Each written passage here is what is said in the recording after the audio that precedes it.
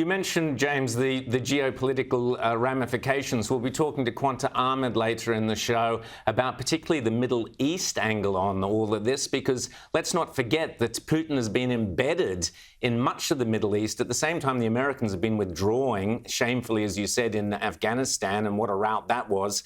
You've had Putin embedding himself in places like Syria with all the dangerous ramifications for Israel and other countries.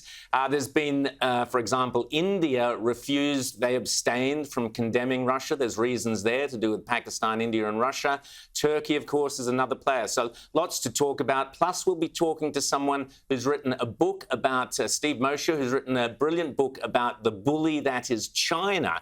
And for us here in Australia, of course, all of this is critical, mainly or primarily in that it gives the Chinese a textbook way to go forward on Taiwan, depending on how the West reacts. Rita.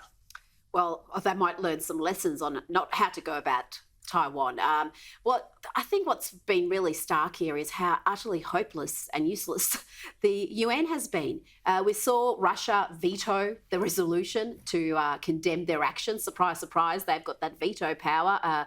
China abstained, and a lot of people are looking at that as a victory, the fact that China abstained and didn't vote against it. But I mean, I think this just shows again that the UN is not fit for purpose. Why do we keep funding this organisation when it comes to a crisis like this, it seems to be utterly impotent? Completely useless.